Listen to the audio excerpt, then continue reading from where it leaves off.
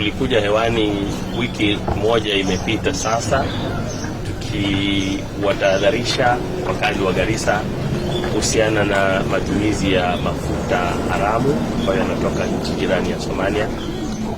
Nafikiri kufikia sasa umeona kwamba tumeweza kushika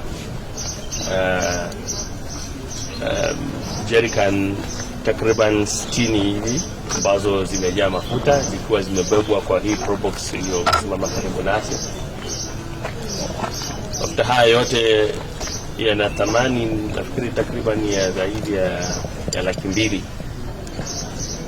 Yanauziwa wakazi wa Garissa wenye magari madogo madogo. Mafuta haya ni ya petroli. Yanauziwa watu wa pikipiki, tuk-tuk na zile gari ndogo altos na zile probox nyingine ambazo zinafanya taksi.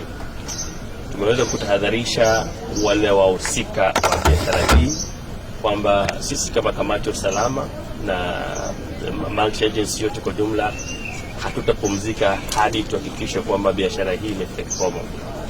Tutahakikisha kwa hali na mali usiku na mchana kwamba biashara hii haramu na zinginezo ambazo ni haramu zinafanyika katika kaunti ya Garissa, hasa zile bidhaa ambazo zinatoka mpakani wa Somalia, hatutaziruhusu kuuzwa katika kaunti hii.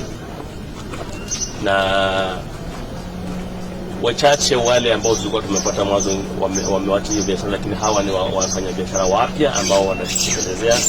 Mafuta haya yameweza kukamatwa kutokana na taarifa ambazo tunazipata kutokana na makachero wetu ambao wako kila maana.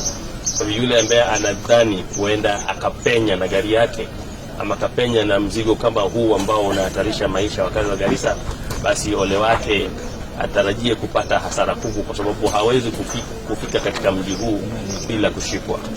Maafisa hawa wamesimama ngangari kuhakikisha kwamba tunadumisha usalama katika mji huu na viunga vyake, na halikadhalika wakazi wanatumia bidhaa ambazo zimekadiriwa na shirika la ukadiriaji wa ubora wa bidhaa katika taifa letu.